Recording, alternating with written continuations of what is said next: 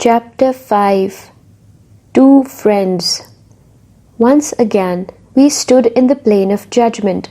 Naima's question about our children was still ringing in my ears. I said to Saleh, I want to see my kids, the ones who are here. It means that you are now mentally prepared to meet them in their sad state. Yes, I'm ready. I could not find the courage earlier. Even the shock of seeing my teacher in this place was too much for me. After I saw my daughter-in-law Huma as well, I was at the end of my wits. But I realize now that it is time to face the bitter truth. Well, we are still in the day of judgment. It is only after entering the paradise that you would be completely relieved of every shock, fear, and grief. Saleh rationalized the sadness written all over me. Yes, Holy Quran has described paradise similarly. It described it as a place where there would be no regret from the past and no fear for the future. I referred to a verse from the Quran. In reply, Saleh explained another important concept. Yes, paradise is like that. When accountability starts, paradise and hell would be brought closer so that people can see them simultaneously. When the Almighty makes a decision about granting paradise or hell to a person, that person will also be informed about what he or she did not get. That is, people would be told in clear terms about the torments they have been saved from or the potential blessings they have been deprived of in this world. What do you mean? I sought further details. When it is announced that a person will go to paradise, he will also be shown the likely place in hell where he could have landed, and he was saved only by the grace of God. Similarly, when a person is assigned to hell, he will also be shown what choice location was reserved for him in paradise that he had lost due to his misdeeds.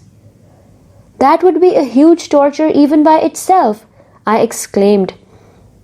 Yes, it will be the first and the foremost happiness for the people of paradise to know what they have been saved from, whereas the first torment for the people of hell will be to know that they have been deprived of such great blessings and high stature forever. You may remember I had explained earlier that when all the souls chose their tests, the ones who opted for high positions in the paradise had also risked equally worse positions in hell in case of failure. Hence, today the joy of attaining an exalted position in the paradise will be accompanied by the good news of having been saved from the worst parts of hell. Similarly, the heart-sinking news of a life in hell would be worsened by the equally depressing regret of having failed to achieve a high rank in the paradise. Oh my God! The words escaped my lips involuntarily. Engrossed in the discussion, we moved ahead at a leisurely pace. The condition of the plane of judgment was the same as earlier, or had perhaps become worse. I could see and hear the same sighs, cries, wails, distress, remorse, and penitence as before. People portrayed the same misery and despair as I had seen earlier. A question was etched on every face. What now? However, the answer was nowhere to be found. There was torment on every face and no relief was in sight. I could not stop wondering what my son and daughter would be going through at this time. Two girls were sitting on hard, rocky earth in the same plane of judgment, totally helpless. Their eyes were visibly swollen as they had been crying their hearts out. Their bodies looked exhausted. Faces were distraught and eyes lifeless. Sorrow was all over their faces and could be seen even from a distance. One who looked more miserable said to the other, Leila, I can't believe that what is happening is real. Humans can rise after death like this. A new life can begin after the life in the world. It is so unbelievable. Oh, how I wish it were a nightmare. I wish I would open my eyes and find myself lying on my soft bed in my air-conditioned bedroom. Then I would go to college and tell you that I had such a horrible dream. I wish it were a dream. I wish it were a dream." She started to weep bitterly. Leila said to her, "It does not matter anymore whether you believe or not, Asma. It is the reality and not a dream. In fact, what we had witnessed in the previous world was somewhat like a dream. We have only woken up now in the true sense of the word. But what's the point of realizing it now?" Both of them were quiet for some time. Finally, Leila said wistfully to Asma, "If only I had not befriended you. If only I had not followed your ways. Yes, and if only I had followed your ways, both of us would not have been in this state. I wonder what would happen next," Asma said in a remorseful tone. After a brief silence, Asma added, "Leila, tell me, how long did we live in the world?" "I don't know, maybe a day, or 10 days, or perhaps only an afternoon. It used to feel as if that life would never end. Now it seems like a dream. I can't even recall any part of that dream." As Asma said so, she was lost in her thoughts of the life gone by. Maybe she was trying to flip through the pages of her past to try to find a good deed that could comfort her today. However, she could not recall any such act. Each memory that she recalled seemed like a charred sheet of her misdemeanors. "Don't I look awesome today?" asked Asma as she gracefully twirled her body round and took a couple of steps to stand in front of Leila like a model. Leila sat on a bench in the shade of a tree in her college, sipping juice. Her dear friend Asma stood facing her, showing off her new dress. Leila did not respond. Asma asked again, "Come on, tell me, how do I look?" "You have not left much to imagination despite wearing clothes," Leila finally responded, casually, taking another sip of juice. "What? What else? No doubt the print of the fabric looks superb, but it reveals your body more than it hides. I know you like sleeveless blouses, but even your shoulders are fully exposed in this dress." "Well, well, madam, you have no right to criticize me, as I only wore this Eastern dress due to your squabbling. Otherwise, as you know, I only like jeans and t-shirts." "Come on, Asma, that is also only partially true. The fact is that you only like to wear fitting jeans and body-hugging sleeveless shirts." "Do you expect me to come to college wearing a burqa?" Asma replied sarcastically. "Asma, we study in a co-education institution. It is our responsibility to be careful about how we dress." Leila made a sage point. "I'm sorry, but I don't agree. In my opinion, it is actually the responsibility of the guys to guard their gaze. Why do the clerics not ask them to do so?" "Of course, it is their responsibility. But don't we also have some responsibility?" Asma immediately responded in a combative tone. "Does that mean we are not even allowed to dress the way we like? Are we not allowed to look beautiful?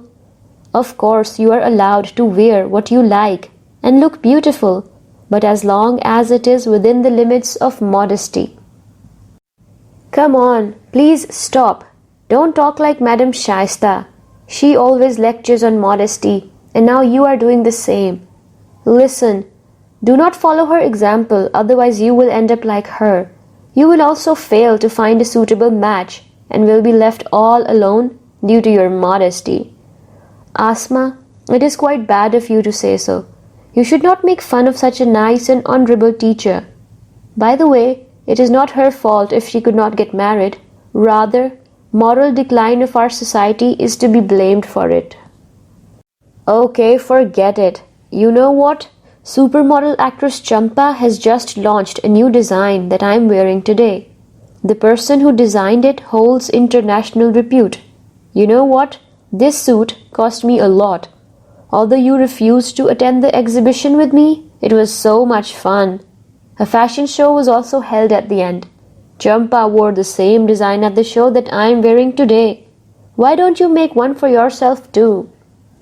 So that after I wear it, my parents can kick me out of my home?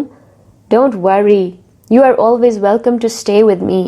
Your family is quite orthodox. I like your mother Naima auntie, but she is always admonishing. Moreover, Uncle Abdullah, it seems like he will only rest after he has spread Islam in the whole world. The rest of your brothers and sisters are also the same, except your brother Jamshed, who is cool. That is probably why he lives on his own. Actually, Papa thinks that he is the one who has gone far from him due to his deeds. Mama is of the opinion that I have also been spoiled due to his bad influence. I don't see anything wrong with you. You seem quite virtuous to me. What? I am virtuous? Come on. It is due to the habits formed in childhood that I pray regularly and fast once a year during Ramadan. Other than that, I do the same stuff as you do because of your influence. But look how much fun you have with me. One hardly lives for 50 or 60 years. We might as well enjoy it to the fullest. No doubt, it is fun being with you. However, Papa says that in the hereafter, where one day will be equal to thousands of years, it would be extremely difficult to account for even one day. He says that all the joys of these 50 years will vanish in thin air if that happens. My sisters, mother, and brother Anwar, all of them tried to lead virtuous lives because of his influence. Don't talk about them, Laila. They lead a boring life, not a virtuous life. Even thinking about such a boring life sends a chill down my spine. That is why I seldom visit your home these days. All they talk about is paradise. The only discussion in your household is about the hereafter and virtuous deeds. Say your prayers regularly, try to fast, keep your head and bosom covered, etc. I don't like all this rubbish. Expressions of displeasure appeared on Laila's face on hearing this. She replied, Don't talk about my family like that. They have never said anything of the sort to you. They do all these things themselves and only give me sincere advice. They have never tried to admonish you. Only once did my dad say to you that, since you are Laila's friend, try to be a friend who ends up as a friend in the paradise as well. I hope that both of you will never indulge in deeds that bring you displeasure of the Almighty. It would be a shame if you two were to end up cursing your friendship on the day of judgment. I am sorry, Laila. I think you took offense to what I said. But do you realize that you have also repeated your father's sermon to me just now? All they think about is the day of judgment. Laila looked even more infuriated when she heard Asma's comments. Asma immediately sensed it and said, I am sorry, dear. Please don't mind. I promise I will not utter a single word about your dad again. Let's go to the canteen. I'm really hungry. The heat in the plain of judgment was unbearable. I was trying to figure out whether people were suffering more due to thirst or because of fear of being thrown in the raging fires of hell. I was engrossed in these thoughts when I heard Saleh's voice. Abdullah, get ready. I'm taking you to meet your daughter. Unconsciously, I bit my lower lip. As we moved forward, we saw two girls sitting on rough and rocky ground. I recognized both of them from a distance. One of them was Laila, my youngest and my most beloved daughter. The other was Asma, Laila's best friend. The weather was extremely hot. Sweat was pouring from bodies like water. Hunger had already disappeared because of anxiety, but the thirst had made everybody miserable. Both of them were also exhausted due to thirst. Asma's condition was dire, and due to the intensity of thirst, she was licking the sweat dripping from her arms. Obviously, how could that quench her thirst? If anything, it made it even worse. On the other hand, Laila was sitting with her head on her knees.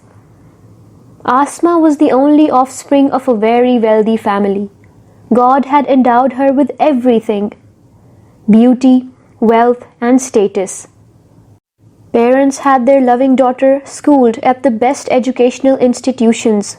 Right from childhood, she was not exposed even slightly to Urdu. Arabic and recitation of Quran with its meanings were out of question. The influence of English medium schools was so profound that she could speak English perhaps better than native speakers could. But in such schools, English was not taught as a language. It was learned in an atmosphere subservient to a supposedly superior foreign culture. Thus, with the language, Western culture had also entered her life along with its accoutrements. In this culture, others were greeted with a hello or a hi instead of salam. Jeans and shirts were the preferred dress, and Western music and films were considered essential prerequisites of life. However, Asma had a long and wealthy legacy and did not belong to a family of upstarts. Consequently, a degree of refinement, etiquettes, and respect for elders was still a part of her personality, although it was only skin deep. For this reason, I had tolerated their friendship in the hope that Layla's company may have a positive influence on Asma. Their friendship began while they were at college. I do not know what was common in their attitude and chemistry that despite coming from such diverse backgrounds, this college camaraderie transformed into a lifelong friendship. However, unfortunately in this friendship, Asma was influenced by Layla to a much lesser degree, and Layla accepted Asma's influence a lot more. No doubt, Layla was my daughter, but regrettably, she could not adopt my philosophy of life. More than me, she was influenced by Jamshed, my elder son, who, like her, was also wandering somewhere in the plane of judgment. On one hand, she was spoiled by her elder brother, and on the other, by her friendship with Asma. Asma was an only child, and consequently had been overly pampered by her parents all her life. The result was that today she had to receive her share of heartache. Most children of my era went astray due to the excessive love and spoiling of their parents. Children have been dear to parents through all ages. In my time, however, a unique phenomenon developed.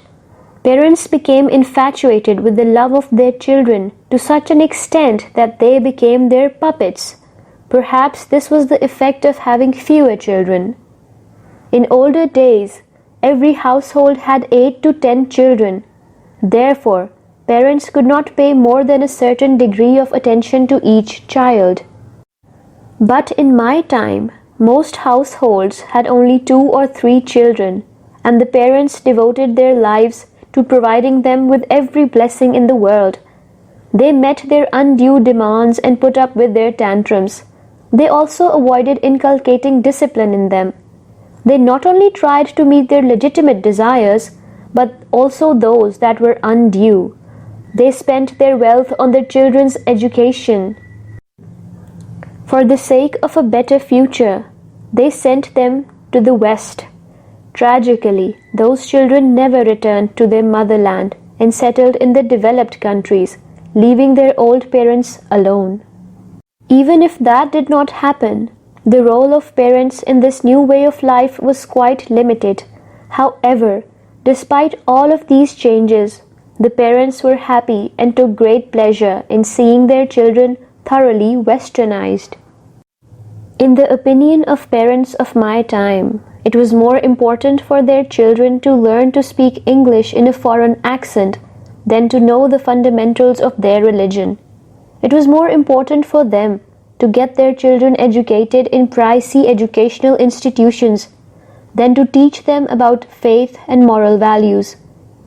The children learned the lessons of self-interest and selfishness from their parents instead of possessing true love of God, love for His people, a desire to serve humanity and work for its betterment. They spent their time watching television, where they received daily lessons in materialism and uninhibited fulfillment of desires, rather than benefiting from the company of family elders and learning about modesty, morals, and etiquettes. The world and success in this world was presented to these children as the most important goal instead of eternal success.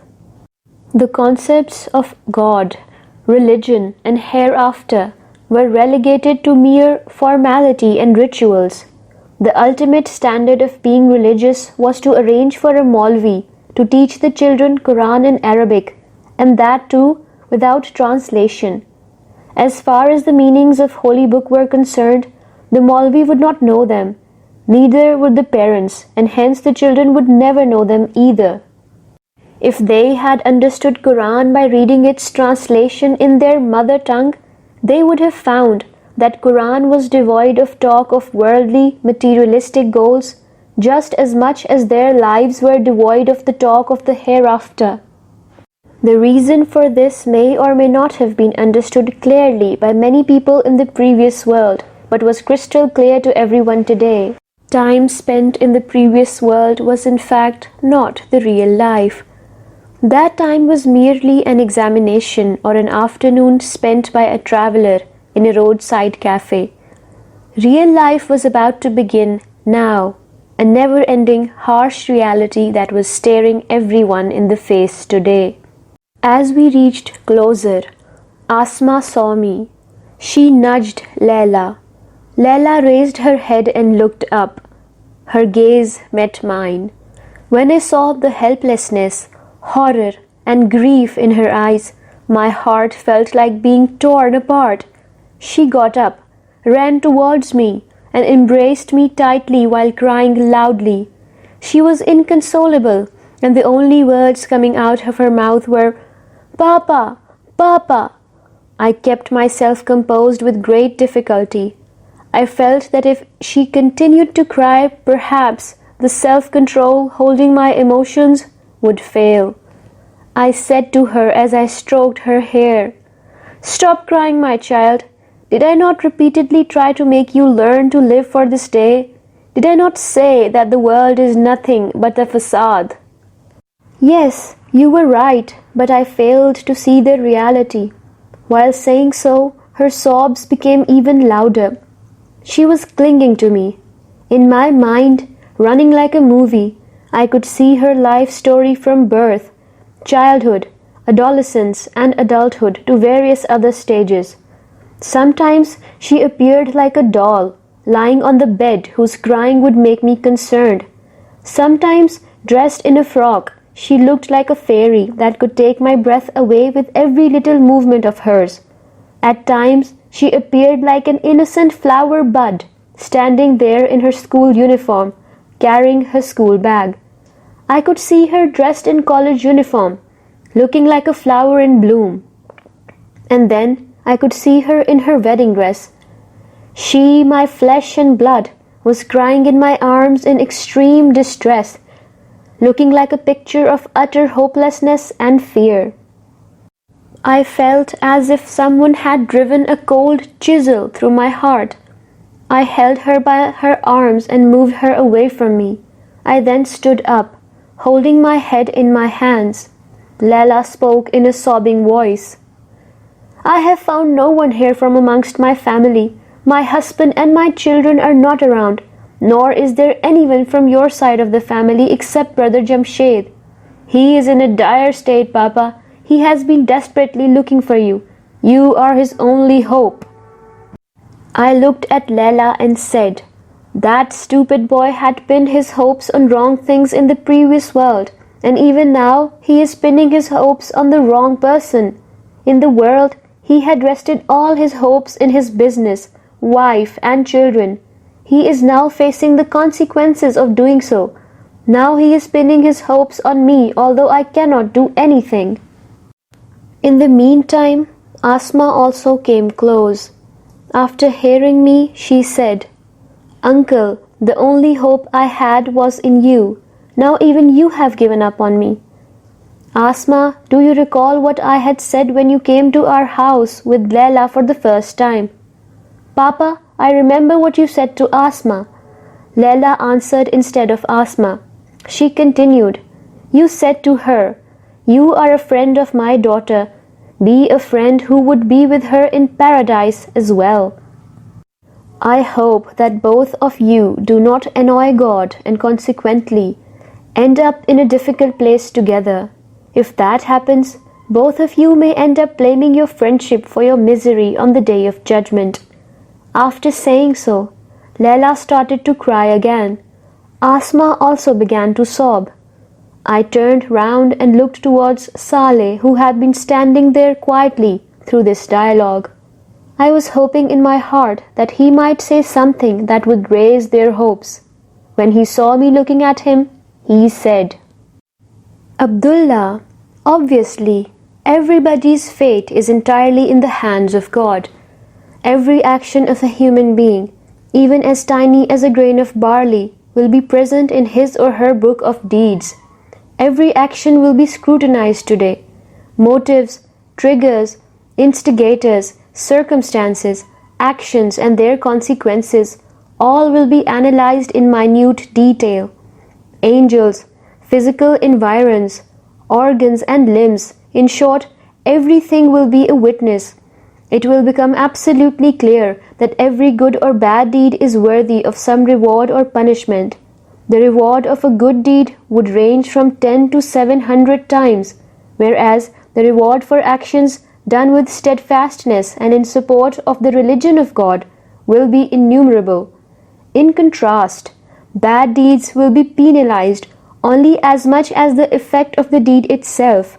However, if unrepentant sins like polytheism, murder, and fornication are included in a person's deeds, they will destroy that person. Furthermore, sins like usurping the rights of orphans, taking undue share from inheritance, slander, and other similar crimes are so heinous that they would negate all good deeds and may take that person straight to hell. These are the basic principles of reward and punishment. Based on these, the Almighty will take just decisions.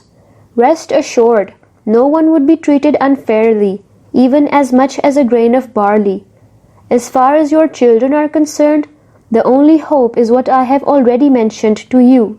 Except for people like you, who have already been declared successful, as they took precedence in embracing or supporting the truth, rest of the people with true faith in their hearts would face accountability and would then be spared eventually.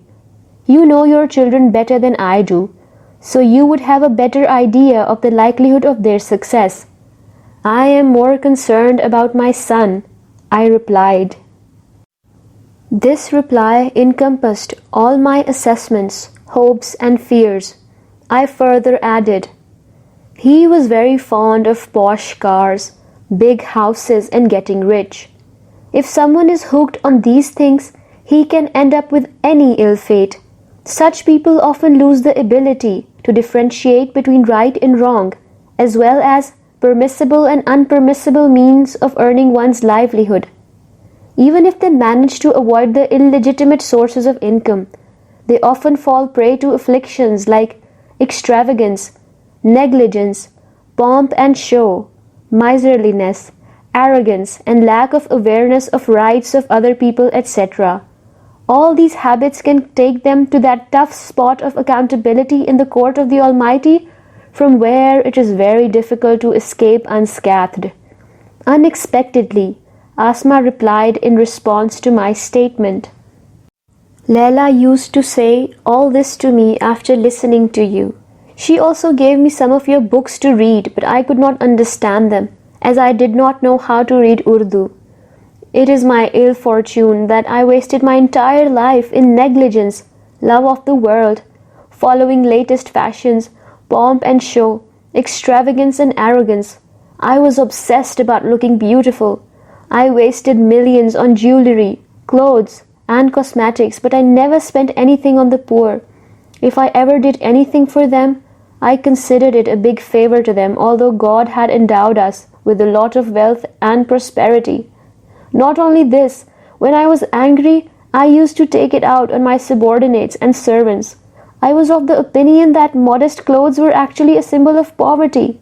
Bad habits like backbiting, bad-mouthing, and spitefulness did not bother me, and I considered them as trivial.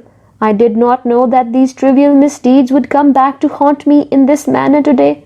I just did not know. As Asma said this, she broke down in tears again. Leila commented in a very sad tone. We met Asma's parents. They were in a bad shape. I wonder what will happen to them. Then she looked at me and said, Papa, what will happen to me?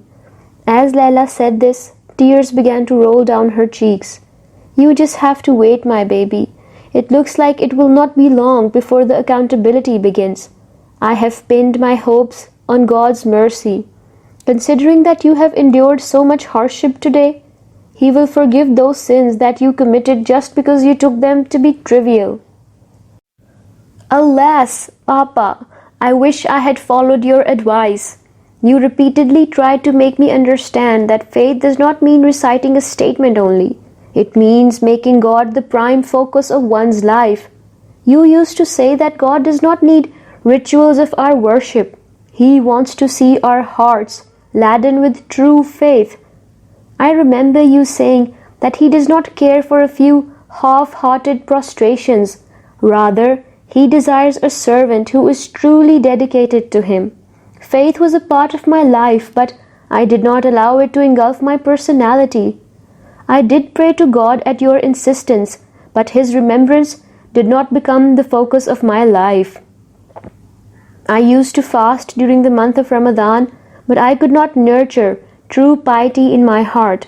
I had to do all what was ordained by God for only 50 or 60 years in the world, but over here, centuries have passed roaming around helplessly in this heat and hardship. On hearing Leila, Asma put her hand on her shoulder and said whilst sobbing, At least you are better than I am. In my life, I did not even pray or fast.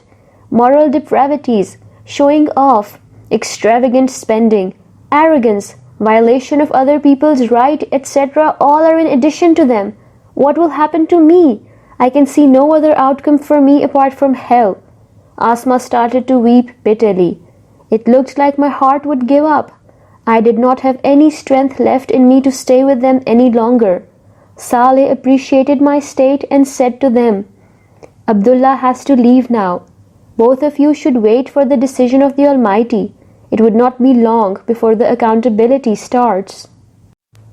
After saying so, he moved ahead, taking me along, holding my hand. I wanted to say a few words of consolation to Leila, but when I turned back, I was shocked to see that the scene had changed completely. We were now standing somewhere else. I had to take you out of there rather quickly, Abdullah, or else you would have been hurt even more. Would you like to meet your son now? Saleh asked. No, I do not have the strength to face any more of this at the moment, I replied in a definite tone. My heart had now sunk deep in a sea of sorrow. I wished dearly that I could somehow return to earth and dedicate my life to a better upbringing of Leila. I appreciated that it was not possible. Another thought came to my mind like a poisonous snake. I asked Saleh, Saleh, am I responsible for Leila's plight? Do you think I am answerable? No, it is not the case. Look, even the offspring of a prophet like Noah, peace be upon him, ended in trouble. However, it was not Noah's fault. The main obligation of a human being is to pass the correct message on to others. The decision of accepting or rejecting the message lies with the individuals themselves. Leila made her own decisions. As such, you are not responsible for her plight. I felt as if a burden had been lifted off my shoulders. However, the very next moment I realized something very frightening in my heart. What would happen if I ended up in the dock because of my daughter? I realized that I would have no qualms in letting my daughter be thrown in hell in order to save my life. It was so because the punishment of this day was so severe that no relation or association was of any consequence when compared to it.